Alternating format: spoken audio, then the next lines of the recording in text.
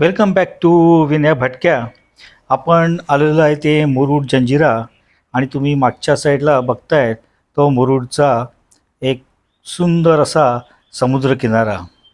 मुरुड जंजिरा म्हणजे निळाशार समुद्र आणि घरगुती पाहुणचार आणि अस्सल कोकणाची जेवणाकरता आम्ही थांबलो आहे ते नागले यांचं होमस्टे.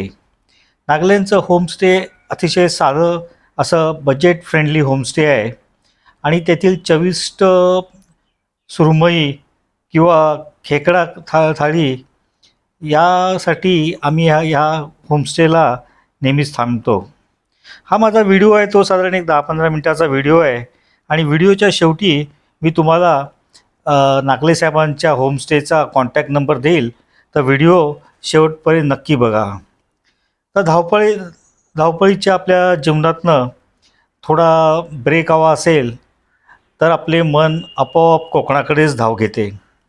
त्याचप्रमाणे आम्हीसुद्धा आलो आहे ते मुरुड जंजिरा येथे. नारळी आणि पोफळीच्या बागा, अथांग समुद्र आणि मातीचा सुगंध, हे वर्णन ऐकलं तरी मनाला शांतता मिळते.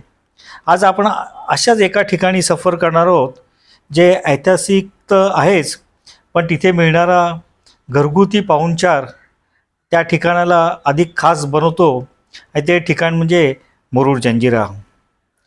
मुरुडला जाऊन राहायचं कुठे? आम्ही गेली 3 वर्ष ह्याच होमस्टेमध्ये येतो आहे, महागड्या हॉटेलमध्ये, आणि तोचपणा असतो. आणि म्हणूनच मी तुम्हाला आज ह्या अशा एक होमस्टेबद्दल सांगणार आहे. मी पूर्वीसुद्धा ह्या होमस्टेवर 2-3 व्हिडिओ केलेले आहेत, ते सुद्धा तुम्ही नक्की जाऊन बघाल. हा होमस्टे असा आहे की प्रत्येकाच्या खिशाला परवडणारा आहे. इथे 10 मिनटाच्या अंतरावर समुद्र आहे आणि सर्वात महत्त्वाचे म्हणजे जे आम्हाला आवडतं, म्हणजे आम्ही हे तिसऱ्यांदा देतो आहे, ते म्हणजे इथल्या ह्यांच्या होमस्टेमध्ये मिळणारी सुरमई, कोलंबी, रावस आणि खेकडा थाळी. याची चव तर तुम्ही कधीच विसरू शकणार नाही. होमस्टे आधी एकदम साधा आहे, पण आपलंसं वाटणारं असं घर म्हणतात त्याप्रमाणे हे होमस्टे आहे. कोकणात गेल्यावर जर तुम्ही आलिशान हॉटेलमध्ये राहिलात तर तुम्ही तिथल्या खऱ्या अनुभवाला खरंच म्हणजे तुम्हाला ते कोकणातला अनुभव मिळणार नाही. आणि म्हणून तर हा मुरुडमधला हा जो होमस्टे आहे, म्हणजे आपण असं म्हणू शकतो साधी राणी आणि उच्च विचारसरणी याचं हे उत्तम उदाहरणच आहे. मुरुडमधले डिसेंबर महिन्यातले वातावरण म्हणजे अफलातूनच असते. आम्हीसुद्धा डिसेंबरलाच 3 वेळा गेलो होतो. इथे आल्यानंतर म्हणजे ह्या नागलेंच्या होमस्टेला आल्यानंतर तुम्हाला हॉटेलच्या रिसेप्शनसारखा म्हणजे जे फॉर्मॅलिटी अशी जाणवणार नाही. हे जे होमस्टे आहे हे नागले साहेबांनी चालवलेलं होमस्टे आहे आणि नागले साहेबसुद्धा खालच्या मजल्यावर राहतात. घराच्या मागच्या बाजूला मोठी त्यांची विहीर आहे. मोठ्या भागात नंतर त्याच्या मागच्या भागाला लावलेली सुपारीची झाडं, नारळाची बाग, तुळशी वृंदावन आणि आजूबाजूला त्यांच्याच घराच्या आजूबाजूला आपण बघतोय ते कोकणातील सुंदर अशी घरे, टुमदार घरे जे असतात ते अशी घरे आहेत. या होमस्टेमधली स्वच्छता आणि राहण्याची सोय खूपच छान आहे. आमची ह्या होमस्टेमधली मगाशी सांगितल्याप्रमाणे तिसरी भेट. रूम्स अगदी साध्या आहेत पण अत्यंत स्वच्छ आहेत.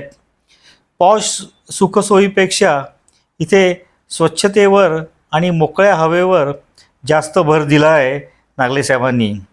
फॅमिलीसोबत जाण्यासाठी किंवा मित्रमैत्रिणींच्या ग्रुपसाठी हे एकदम सुरक्षित आणि योग्य असं ठिकाण आहे. पण ह्या होमस्टेला तुम्ही जर AC पाहिजे असेल, TV पाहिजे असेल, तर अशा काय गोष्टी तुम्हाला या होमस्टेला मिळणार नाही आहेत. हे एक बजेट फ्रेंडली होमस्टे आहे. आणि तसं बघितलं तर मुरुड हे एक प्रसिद्ध पर्यटन स्थळ असल्याने अनेकदा हॉटेल्सचे रेटसुद्धा सॅटर्डे संडेला तुम्ही आले तर खूपच जास्त असतात आणि तो खर्च तुमच्या कधीकधी खिशाला परवडणारा पण नसतो. कारण 5,000 आणि 4,000च्या रूम घेऊन नुसतं राहण्यापेक्षा होमस्टेमध्ये राहा, भरपूर फिरा, खा, प्या. हेच ह्या ट्रिपचं नेहमीचं वैशिष्ट्य असतं. सी फूड खाणाऱ्या खवय्यांसाठी हा नागले साहेबांचा होमस्टे म्हणजे एक छान अशी मेजवानी आहे. सुरमई, कोलंबी, बोंबील, रावस आणि खेकडा थाळी तर अप्रतिमच आहे. आणि हो, जर येण्याच्या अगोदर तुम्ही नागले साहेबांना नक्कीच फोन करून सांगा की आपल्याला कुठल्या टाईपचं फिश किंवा चिकन खायला आवडेल. त्याप्रमाणे नागले साहेब त्यांच्या मुरुडच्या फिश मार्केटमधनं त्याची व्यवस्था करू शकतात. आता वळूया या होमस्टेच्या सर्वात महत्त्वाच्या भागाकडे, ज्यासाठी खवय्ये इथे वारंवार येतात आणि आम्हीसुद्धा येतो, ते म्हणजे जेवण. इथे जेवण हे फक्त पोट भरण्यासाठी नाही, तर ती एक तृप्त करणारी अशी अनुभूती आहे. हे आम्हाला तर नक्कीच जाणवतं आहे.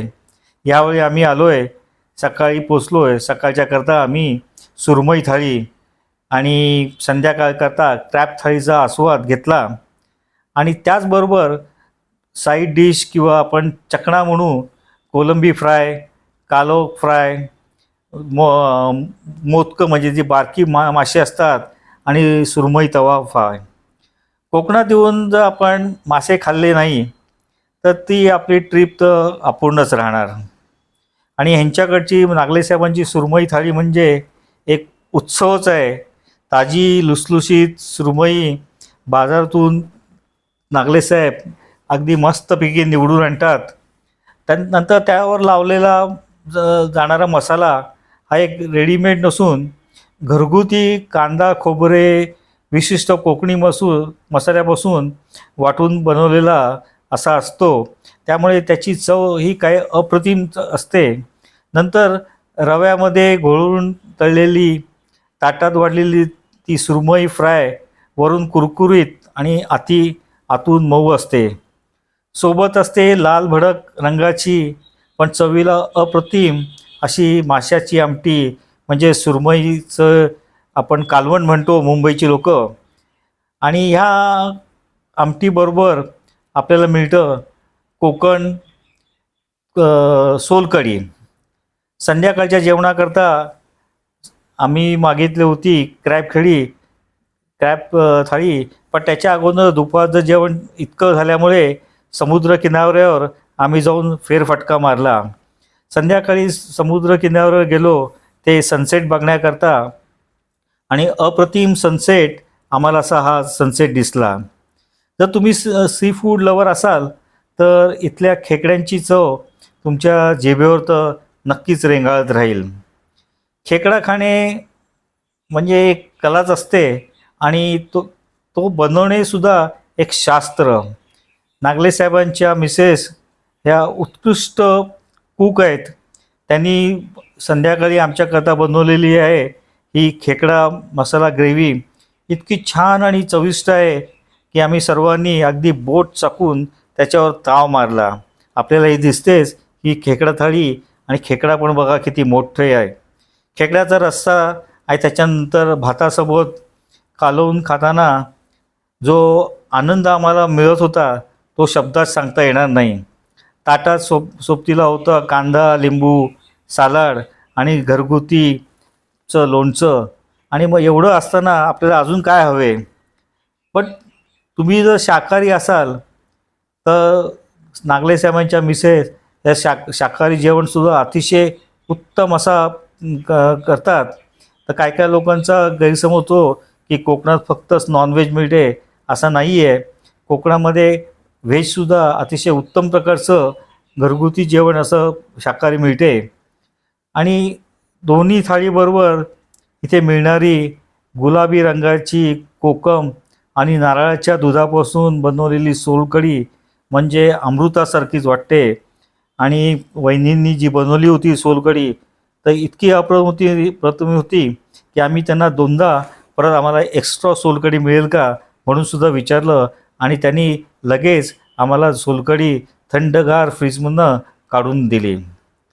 पोटाला सोलकढी नेहमीच चांगली असते आणि मनाला गारवा देणारी अशी ही सोलकढी आहे.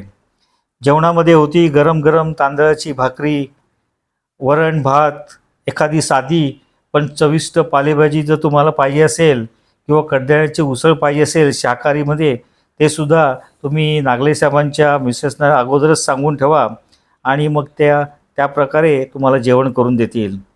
इथलं जेवण 5 स्टार हॉटेलच्या जेवणापेक्षा जास्त समान देणारं आम्हाला वाटलं.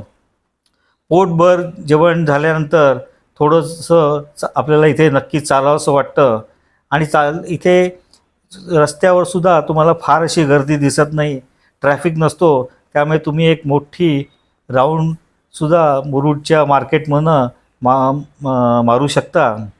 हे होमस्टे जे आहे हे मुरुड बीचपासून अवघ्या 10 मिनटाच्या अंतरावरच आहे. त्यामुळे आरामसे तुम्ही त्यांच्या घरापासून बीचवर जाऊ शकता. तुम्ही सकाळी नक्कीच लवकर इथे उठा. आम्ही होतो डिसेंबर महिन्यामध्ये, झक्कास अशी थंडी पडली होती. सगळेजण आम्ही 6 वाजता उठलो आणि मॉर्निंग वॉक करता समुद्र किनाऱ्याला गेलो. समुद्राला किनारा गेल्यानंतर तिकडे एक टपरीमध्ये चहा देणारा होता आणि काय गरमागरम चहासुद्धा आम्ही मुरुडच्या किनाऱ्यावर केला.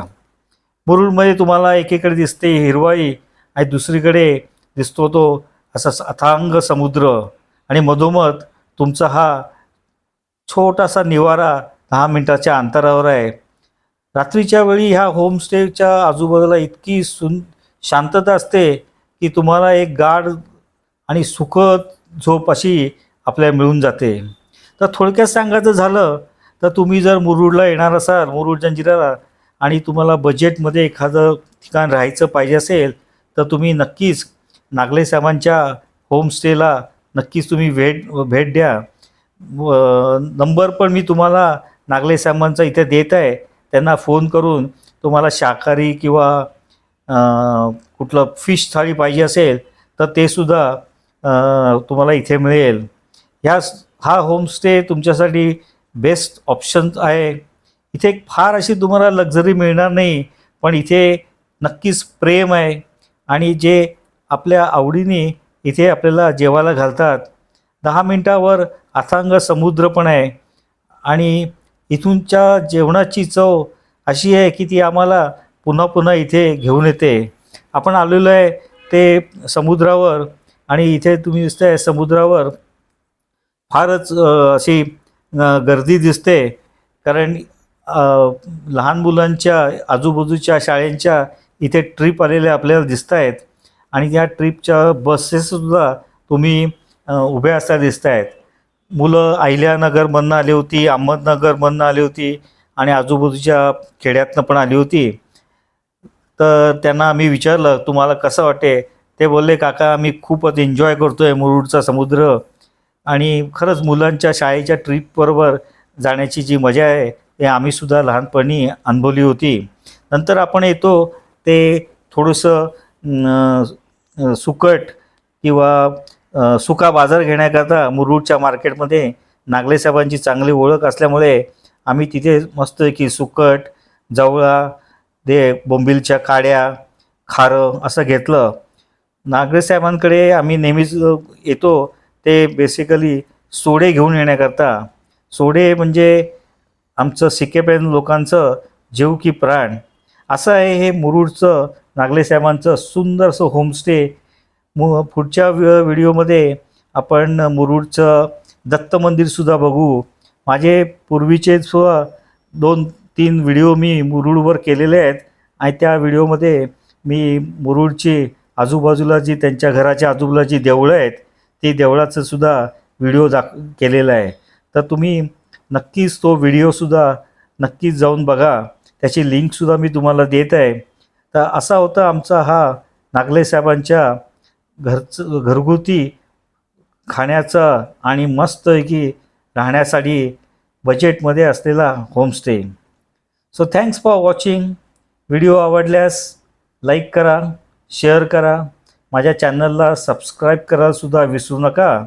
आता पुढचा व्हिडिओ घेऊन येईपर्यंत bye bye and take care.